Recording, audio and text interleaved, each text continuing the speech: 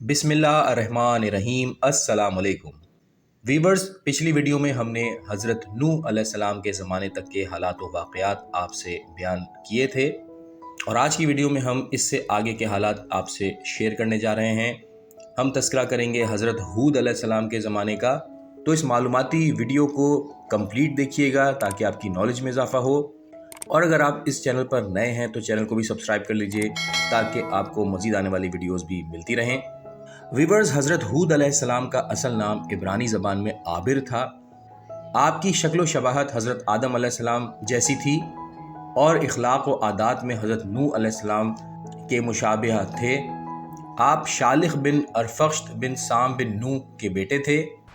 آپ کا نام عابر اس لیے قرار پایا کہ آپ سریانی کے بجائے عبرانی زبان میں کلام کیا کرتے تھے، اور آپ کے ذریعے آپ کی قوم میں سے بہت سے افراد نے ہدایت پائی تھی، اس لیے آپ کو ہود کہا گیا۔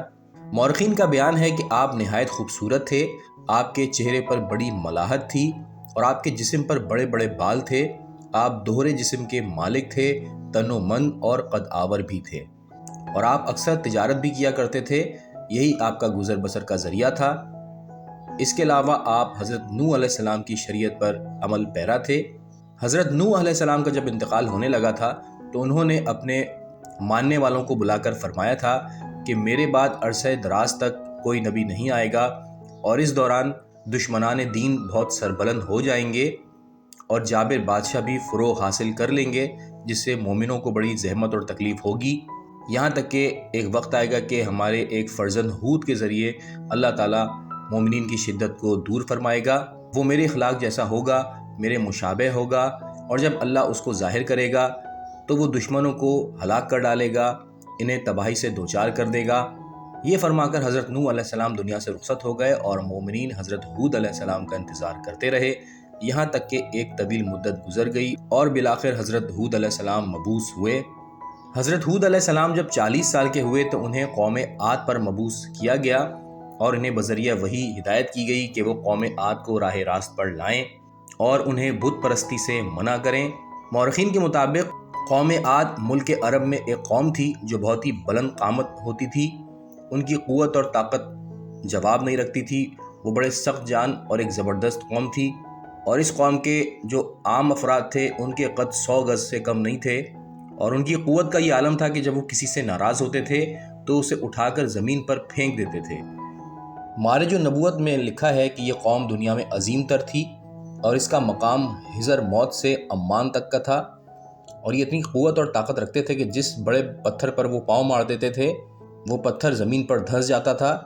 اور اس قوم میں خاص بات یہ تھی کہ یہ پہاڑوں کو کاٹ کر اپنے گھر بناتے تھے، اور تاریخ طبری کے مطابق ان لوگوں کی تعداد 50,000 سے زیادہ تھی۔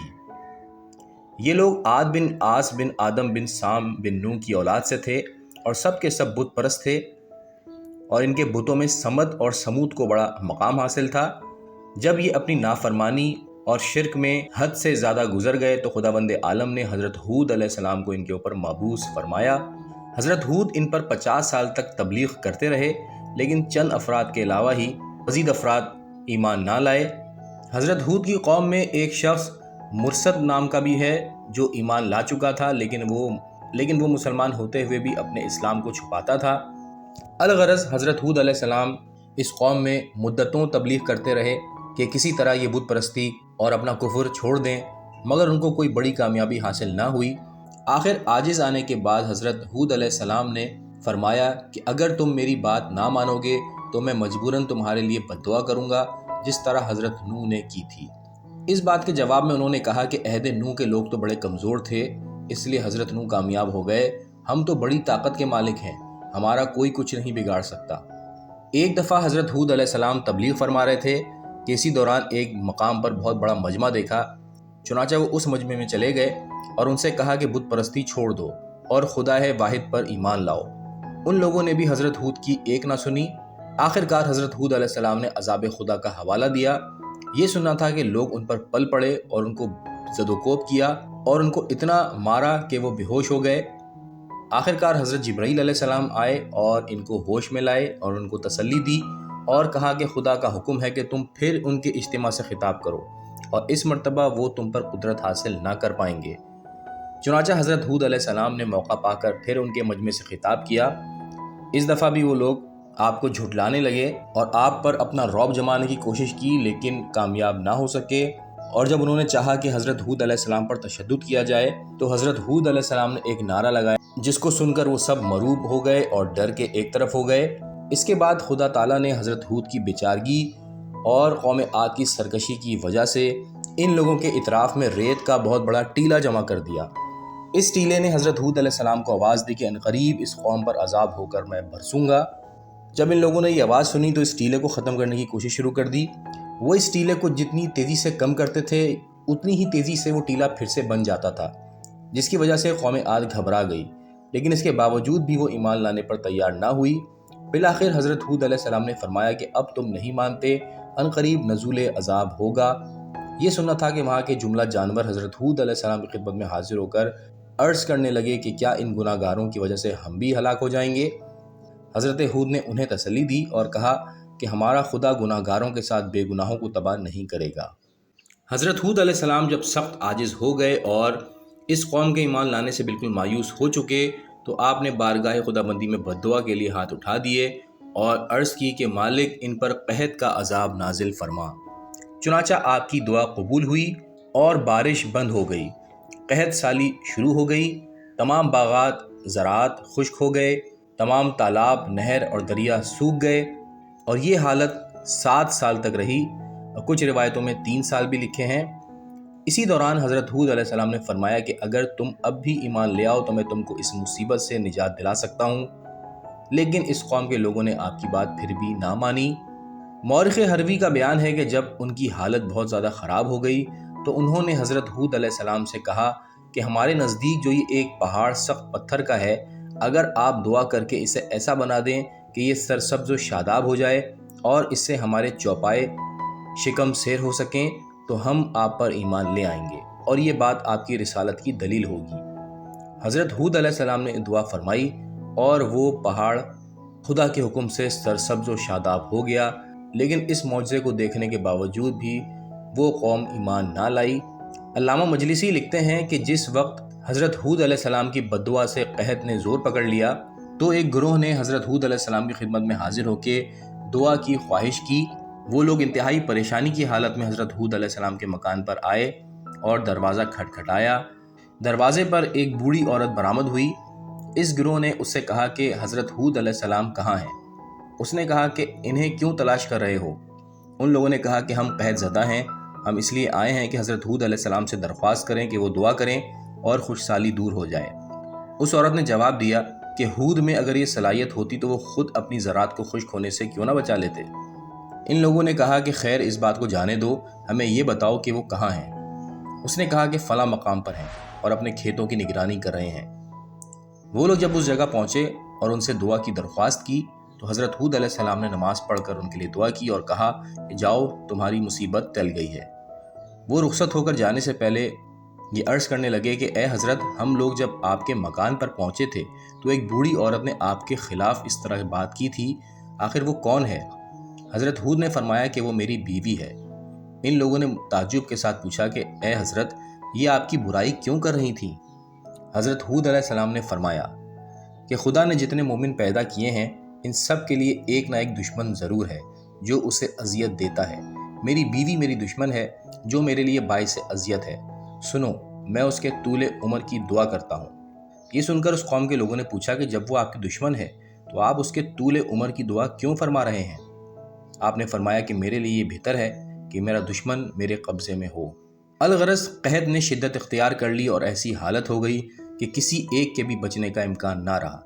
तो इन लोगों ने अपनी रवायात साबका के मुताबिक मक्के जाकर दुआ का प्रोग्राम मुरतब किया। मक्के में इस वक्त काबा अगरचा ज़ाहिर और नुमाया ना था, लेकिन इस मकाम पर एक सुर्ख टीला मौजूद था और वही लोगों का मुश्किल कुशा समझा जाता था। क़तई नज़र इसके कि लोगों का क्या क़ीदा है, वो किस मसलक पर हैं, खुदा को मानते हैं या बुत परस्ती करते हैं, खुदा भी इनकी उस मकाम पर सुन लेता था। चुनांचे ये लोग अपने मौज़िज़ीन के साथ वहाँ पर पहुँचे और अजाब के टलने की दुआएं मांगने लगे। तो मक्के के रईस ने इनकी खूब आवभगत की। चुनांचे ये लोग बहुत खुश हुए। मक्के के इस रईस ने, जिसका नाम माज बिन बकर था, ان لوگوں کے لیے بڑا اہتمام کیا، انہیں بہترین کھانے اور تعیشات کے اسباب فراہم کیے۔ انہیں جب یہ تمام بہترین چیزیں نصیب ہو گئیں تو یہ لوگ اپنے اصل مقصد کو فراموش کر بیٹھے اور شب و روز عیش و عشرت میں گزارنے لگے، یہاں تک کہ 1 ماہ یا 3 ماہ گزر گئے۔ رئیس مکہ نے یہ بات محسوس کی، لیکن وہ اصول مہمان نوازی کے مطابق کچھ بول نہ سکا۔ اسے اس امر کا دکھ تھا کہ قحط میں مبتلا لوگ اپنی جانیں گنوا رہے ہیں اور ان کی امید میں بیٹھے ہوئے ہیں کہ یہ لوگ دعا کریں گے تو ہماری بلا ٹلے گی، لیکن یہ لوگ تو یہاں آنے کے بعد کچھ اور ہی رنگ میں ہیں۔ نہ کوئی اپنی قوم کو یاد کر رہا ہے، نہ دعا کے لیے حرم مقدس کی طرف جا رہا ہے۔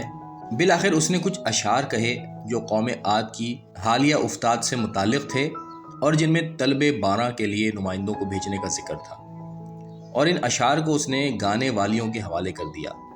گانے والیوں نے حسب معمول ان کے سامنے جب گانا اور رقص شروع کیا تو اس سلسلے میں شریف مکہ کے اشعار بھی پڑھ دیے۔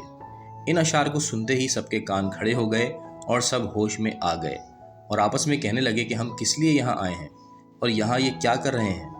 آخرکار ندامت نے ان کی گردنیں جھکا دیں اور یہ لوگ دعا اور قربانی کی طرف متوجہ ہوئے۔ جب یہ لوگ مقام کعبہ کی طرف چلے تو ان میں مرثد بن سعد جو ایمان لا چکا تھا، اس نے اپنی قوم کے بے دین لوگوں سے کہا کہ جب تک تم خدا کے رسول کو نہ مانو گے تمہاری دعا قبول نہ ہوگی، چاہے تم دعا میں زمین اور آسمان کے قلابے ہی کیوں نہ ملا دو۔ اور پھر اس متعلق کچھ اشعار بھی اس نے پڑھے، جسے قوم عاد کے نمائندوں کے سردار جس کا نام قیل بن عمر تھا، اس نے سمجھا کہ مرثد بن سعد شاید مسلمان ہو چکا ہے، اس لیے اس نے اپنی جماعت سے ان کو علیحدہ کر دیا اور خود اپنے لوگوں کو لے کے مقام کعبہ پر جا پہنچا، اور وہاں پہنچ کر اس نے اپنے گروہ سمیت خدا کو مخاطب کر کے باران رحمت کی دعا کی اور قحط سے نجات کی درخواست کی۔ مرثد اور لقمان جو درپردہ مسلمان تھے، انہوں نے بھی بارگاہ خداوندی میں عرض کی کہ میرے مالک، ہم مسلمان ہیں اور ہماری قوم کافر ہے، اور قیل بن عمر وغیرہ انہی کے نمائندے ہیں، اور حضرت ہود علیہ السلام کی کوشش کے باوجود بھی یہ ایمان نہ لائے ہیں، پالنے والے تو ان کی ایک نہ سن۔ آواز آئی کہ تم لوگوں کی دعا قبول ہو گئی ہے، ایسا ہی ہوگا۔ اس کے بعد افق آسمانی پر گھٹا نمودار ہوئی اور ابر کے 3 بڑے ٹکڑے آسمان پر پھیل گئے، جن میں ایک سفید، دوسرا سرخ اور تیسرا سیاہ تھا۔ پھر آسمان سے ایک آواز آئی، اے قیل، ان 3 ابر کے ٹکڑوں میں سے ایک کو اختیار کر لو۔ قیل نے یہ خیال کرتے ہوئے کہ ابر سیاہ میں پانی ہوتا ہے، سیاہ بادل کو ترجیح دی اور اسی کو اختیار کیا۔ اس کے اختیار کرتے ہی آواز غیبی آئی کہ اے قیل، تو نے ایسے ابر کو اختیار کیا اور چنا ہے کہ جو خاکستر سے پر ہے اور جس میں ہلاک کرنے والی ریت کے سوا کچھ نہیں ہے۔ اب قوم عاد تباہ و برباد ہو جائے گی اور ایک بھی باقی نہ بچے گا۔ چنانچہ ابر سیاہ مکے سے روانہ ہوا اور قوم عاد کی حدود میں پہنچا تو سب خوش ہونے لگے اور وہی سمجھے کہ اب بارش ہوگی، وہ ایک دوسرے کو مبارکباد دینے لگے۔ وہ خوشیاں منا ہی رہے تھے کہ ایک عورت محدود نامی، اس کی نگاہ ابر کی گہرائیوں میں گئی، وہ چیخی چلائی اور بے ہوش ہو گئی۔ جب اسے ہوش آیا تو اس نے بتایا کہ یہ بادل کا ٹکڑا جسے تم رحمت کی نشانی سمجھ رہے ہو، یہ عذاب کا پیغام ہے۔ اس نے کہا کہ میں نے ایسی سخت اور مہیب صورتیں اس میں دیکھی ہیں جو دل کو دہلا دینے والی ہیں۔ اے قوم والوں، میں قسم کھا کر کہتی ہوں کہ یہ ابر عذاب ہے، اسے وہ لوگ کھینچ کر لا رہے ہیں جن کی شکلیں سخت ڈرونی ہیں، اور مجھے اس ابر میں آگ کے سوا کچھ نظر نہیں آ رہا۔ یہ سن کر تمام لوگ تھر تھرا اٹھے اور ان کی امیدوں پر پانی پڑ گیا۔ حضرت ہود علیہ السلام نے جب یہ ابر سیاہ دیکھا تو سمجھ گئے کہ عذاب شروع ہو چکا ہے۔ انہوں نے اپنے ماننے والوں کو، جن کی تعداد 4000 ہو گئی تھی، ان کو لے کر ایک طرف روانہ ہو گئے، اور انہوں نے ان کے بچاؤ کے لیے اپنی انگلی سے زمین پر ایک دائرہ بھی کھینچ دیا اور ان لوگوں سے کہہ دیا کہ کوئی اس دائرے سے باہر اپنے جسم کو نہ نکالے۔ حضرت ہود علیہ السلام کی حفاظتی تدبیر کی تکمیل کے فوراً بعد باد سرسر، جسے باد عقیم بھی کہتے ہیں، چل پڑی۔ اس ہوا میں اتنی شدت تھی کہ اس سے کسی کے بچنے کا سوال نہ تھا۔ یہ ہوا اس طرح چلی کہ اس نے تمام مکانات، تمام باغات، تمام مویشی اور تمام انسانوں کو زمین سے اٹھا کر بلندی سے اس طرح پھینکا کہ سب معدوم ہو گئے۔ یہ ہوا 8 دن اور 7 رات تک مسلسل چلتی رہی۔ علامہ مجلسی تحریر فرماتے ہیں کہ باد سرسر کے آنے سے پہلے خدا نے ان پر چوٹیوں کا عذاب نازل کیا تھا وہ چونٹیاں ان کے گوشت و پوست کو کھاتی تھیں اور ان کے کانوں اور آنکھوں میں گھستی تھیں اور یہ بچا نہ پاتے تھے۔ ایک روایت کے مطابق ایک بوڑھی عورت ایک غار میں چھپ گئی تھی، لیکن عذاب کے آخری دن ہوا اسے اس غار سے برآمد کر کے بلندی پر لے گئی تھی اور وہاں سے اسے زمین پر پھینک کر ہلاک کر دیا گیا تھا۔ مورخین کا یہ بھی بیان ہے کہ قوم عاد عذاب آ جانے کے بعد سے کسی طور پر بھی بچ نہ سکی۔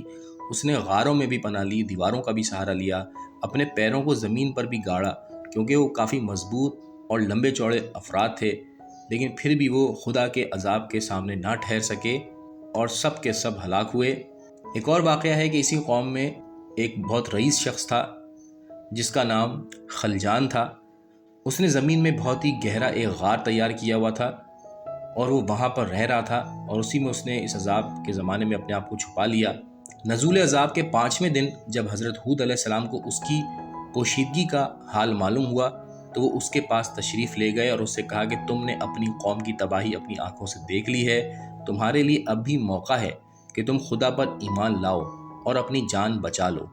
لیکن اس متکبر شخص نے حضرت ہود علیہ السلام کی دعوت کو پھر ٹھکرا دیا، اور ایک روایت میں ہے کہ اس غار میں اس کے ہمراہ اور بھی کئی آدمی تھے اور حضرت ہود علیہ السلام نے سب کو دعوت وحدانیت دی تھی مگر کسی نے ان کی نہ سنی۔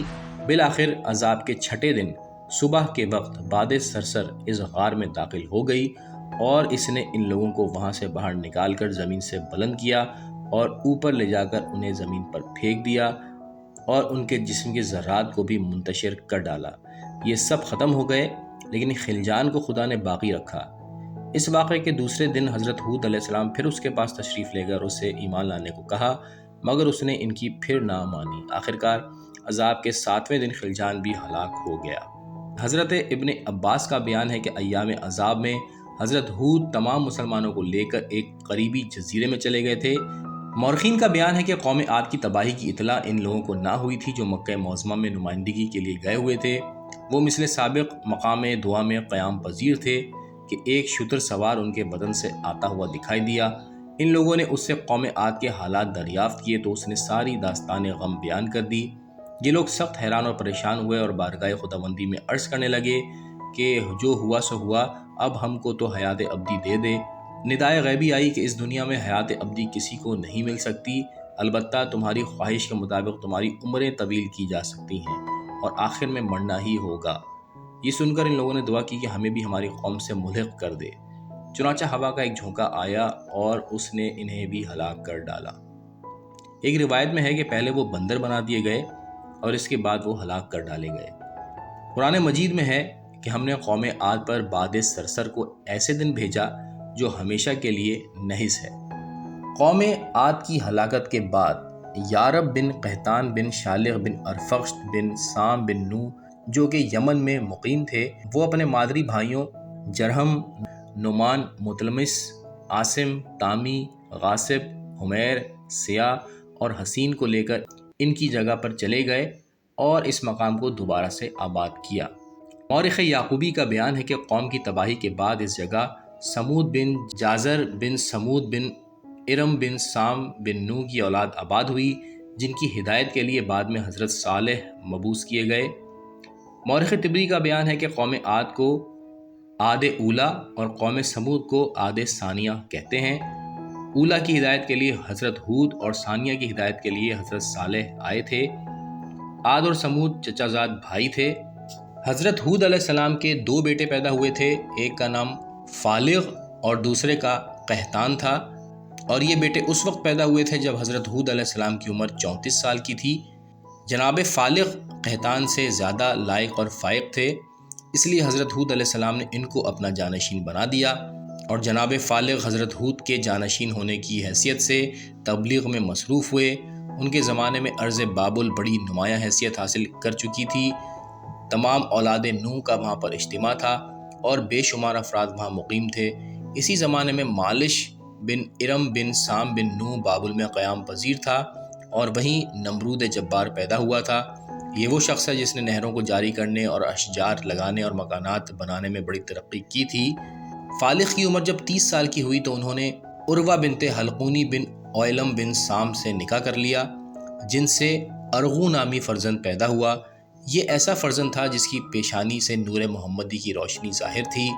فالق کی عمر جب 230 سال کی ہوئی تو وہ فوت ہو گئے۔ اپنی وفات سے پہلے انہوں نے اپنے فرزند ارغو کو اپنا جانشین بنا دیا۔ ابن واضح کا بیان ہے کہ جب فالق کی وفات کا زمانہ آیا تو انہوں نے اپنا جانشین ارغو کو بنا دیا اور 239 سال کی عمر میں وہ انتقال فرما گئے۔ ان کے انتقال کے بعد ارغو دعوت تبلیغ میں مشغول و مصروف ہوئے۔ انہی کے زمانے میں نمرود جبار نے سرح کی بنیاد ڈالی اور 68 سال تک اس نے حکومت کی۔ پھر جب ارغو کی عمر 32 سال کی ہوئی تو انہوں نے سکن بنت سلمہ بن حولیہ سے نکاح کر لیا اور ان کے بدن سے سارخ یا شارخ پیدا ہوئے۔ شارخ کے علاوہ ارغو کے 4 بیٹے دوسری عورتوں سے پیدا ہوئے جن کے نام یہ تھے: بہران، تاہم، نعمان، طولان۔ پھر جب ارغو کی عمر 309 سال کی ہوئی تو انہوں نے اپنے بیٹے شارخ کو اپنا جانشین بنا دیا۔ جانشینی کے وقت شارخ کی عمر 74 برس تھی۔ ارغو کی وفات کے بعد شارخ تبلیغ اسلام کرتے رہے۔ ان کے زمانے میں بت پرستی فروغ پا گئی تھی۔ کچھ لوگ بتوں کو پوجتے تھے، کچھ سورج کو، کچھ چاند کو، کچھ پرندوں کو، کچھ پتھروں کو، کچھ درختوں کو، کچھ پانی کو بھی پوجتے تھے، کچھ ہوا کو، اور یہ رواج پکڑ گیا کہ جو شخص ان میں سے مرتا تھا اس کے نام پر بت بنا لیے جاتے تھے اور گھروں میں رکھ کے ان کی عبادت کی جاتی تھی۔ جب شارخ کی عمر 30 برس کی ہوئی تو ان کے یہاں بھی ایک بیٹا پیدا ہوا جس کا نام ناہور رکھا گیا۔ ناہور کو انہوں نے اپنا جانشین بنا دیا۔ ناہور اپنے باپ کی وفات کے بعد تبلیغ اسلام کرتے رہے، یہاں تک کہ جب ان کی عمر 29 برس کی ہوئی تو انہوں نے بھی ایک عورت سے نکاح کیا جس کا نام اونی تھا، جس سے تارخ، آزر، حامان 3 بیٹے پیدا ہوئے۔ پھر ناہور 148 سال کی عمر میں انتقال فرما گئے اور تارخ نے 70 سال کی عمر میں تونا بنت نمرورہ سے نکاح کیا جس سے خلیل اللہ حضرت ابراہیم علیہ السلام پیدا ہوئے۔